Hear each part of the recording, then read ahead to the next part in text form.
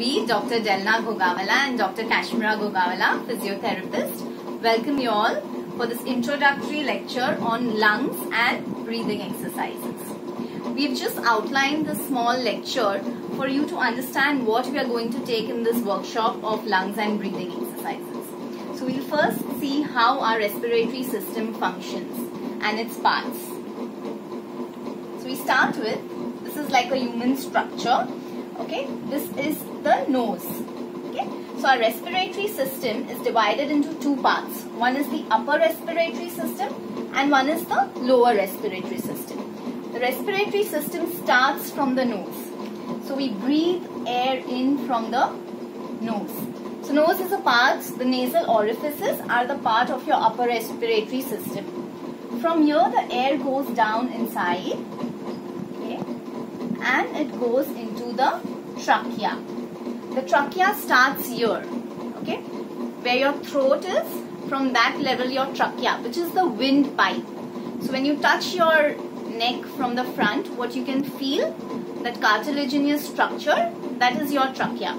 So it starts from here and it goes right down till here.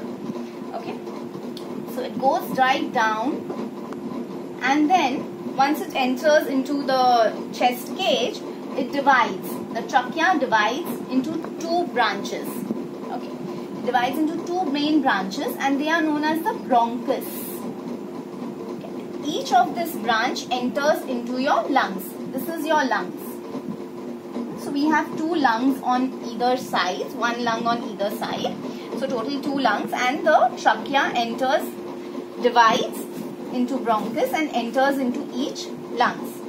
After entering into the lungs, it further divides. Okay, so it's like an inverted tree.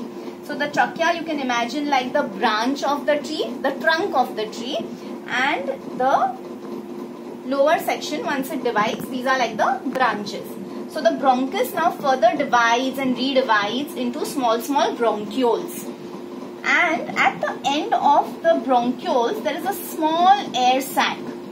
Okay, so there are multiple of these small air sacs into which the bronchioles end. So we just remove this one piece here and see how it looks. So your bronchus, after entering into your lungs, divides into various branches. They are called the bronchioles.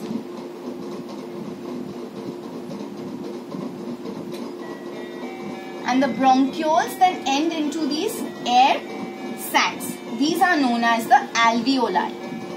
Okay, this is the most important structure of your lung because this is where your respiratory exchange takes place. So the air, the oxygen that you are breathing in finally goes into these air sacs. Okay, and then here this dotted line is the blood vessels. So there the oxygen exchange takes place. So the oxygen enters into your bloodstream and the carbon dioxide from the bloodstream enters into your alveolus and then takes a reverse turn out, and then you breathe out. Okay, this is how your respiratory system is placed. Next to your respiratory system is your digestive system. Okay, so your digestive system starts from your mouth. You eat and that goes down into your digestive tract, that goes through your esophagus. Your esophagus is placed exactly behind your trachea. Okay, so now your esophagus and trachea, they both are just one after the other. So front is the trachea, back is the esophagus, and there is a small valve which controls their play. So they have if you see, there's a common site here. So there is a valve which controls which pipe will open, whether your windpipe will open for the air to go inside or your food pipe will open for the food to go inside. So as we all know, an age-old concept that you should not be talking when you're eating. Now why is that? That is because when you're talking, if you see the small box over here, can you see the small box? Yeah, that is your larynx, that is your voice box, through which your air passes. When the air passes through your larynx, at that time you can speak. So when you're speaking, your expiration is happening through the larynx, and that is when you can hear your voice. Now at that time your windpipe has to be open. So now when you're eating, your food pipe has to be open, and when you're talking, your windpipe has to be open. So if you're doing both the activities together, the valve may get confused and the food can enter into the lungs, and which can get very dangerous. That is why they say that when you're eating, you don't talk, because these pipes are very close to each other and there is a single valve which is maintaining their play. Another thing is when we exercise. So after a heavy workout, when you're breathless, we say you don't have to drink water. That is because at that time your air tract is open, because you need more air, you want to breathe more. So and at that time if you try to drink water, this is going to go into the air tract. So this is how your upper respiratory system is functioning. I hope this much is clear. Now, as we had studied in our spine, that the spinal cord, which is very crucial, passes through your vertebral column. The vertebral column, the bony vertebral column is protecting your spinal cord, which is soft. Similarly, your lungs, they are very soft. They are like sponges, you know. They are very soft, and to protect these lungs, we have our bony component, that is the rib cage. So your rib cage, if you see this dotted line, covers the lungs. So it protects the lungs. It forms a cage in which the lungs are, it's on both the sides, in which the lungs are very safely placed. The rib cage is important because sometimes there is restriction in the rib cage itself. Okay, the rib cage is not freely moving. The rib cage in the front, the spinal cord behind, the vertebral column behind, they don't have the mobility, and that causes restrictions on your lungs to expand. So when the lung wants to expand, the rib cage is tight and it does not allow the lungs to expand. So that is one restrictive condition of the lungs. Now it is not only with patients, but even in normal people, the lungs, the capacity, what is the actual capacity of our lungs, we in normals also use only 10 to 15% of our lung capacity. So we can expand that to many folds, but we are only using 10 to 15% of our capacity. So one is because of the restriction of the rib cage. The other reason is, as we just studied, that the alveoli. Now these alveoli, there are thousands of alveoli in each lungs. But since we are not breathing deep, we are all very shallow breathers. Okay, because we are not breathing deep, these alveoli tend to shrink. Okay, they become shrink. And now they no longer participate in respiratory exchange. They are very small things lying inside. So many of the alveoli shrink, even in normal people, right? And one very important concept is, like when we breathe in, we are taking in air. When we breathe out, we are breathing out air. When we are breathing out air, there is some portion of the air which still remains in the alveoli. Okay, so we are not breathing out completely all the air. There is some portion that still remains in the alveoli, and that is known as the residual air.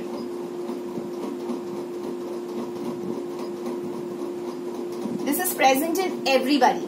There is some amount of residual air which remains in the lungs, in each alveoli of the lung, in everybody. Okay, now this residual air is like a stagnant air.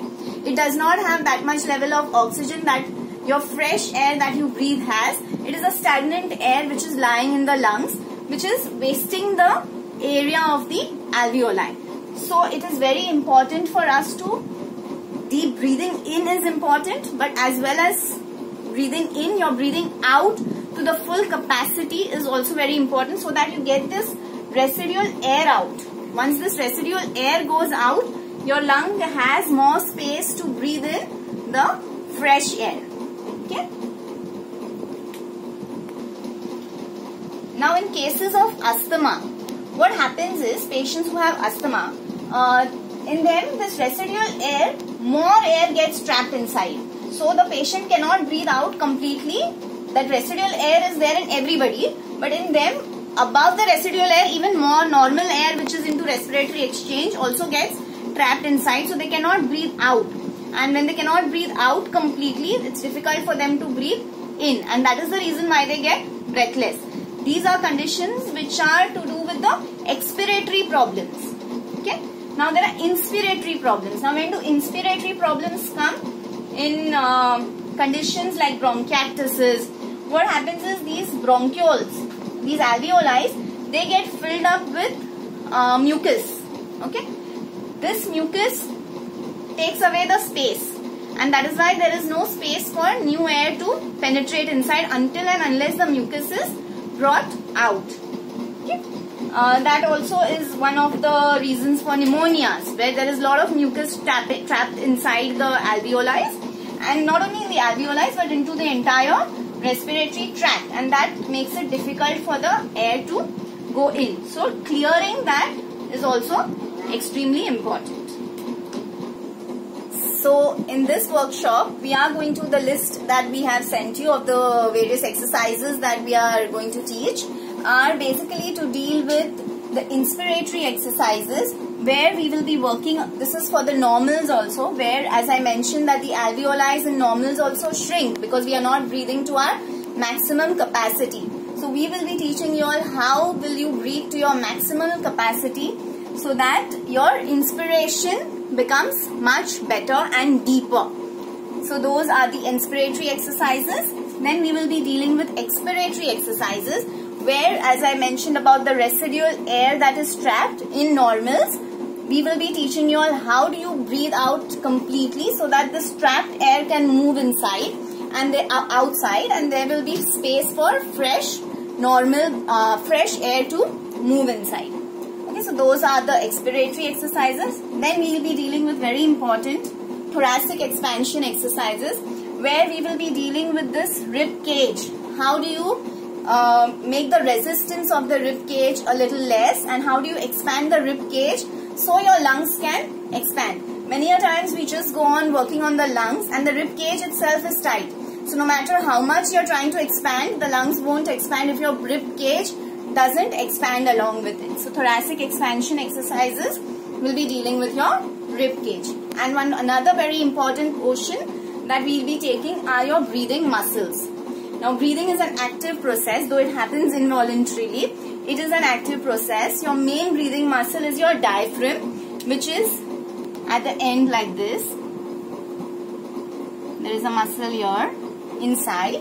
That's known as the diaphragm. So we will be teaching you on how do you activate your diaphragm. So when your diaphragm works well, your work of breathing, that is the strain that is put on your body for breathing, reduces by many folds if you activate your diaphragm correctly.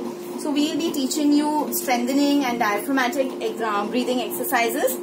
Also, along with diaphragm, there are other muscles in the body which help in breathing, and we will be teaching you how to activate them and how do you strengthen them. So hope to see you all for our workshop so that you can take the maximum benefit of all that we are going to teach.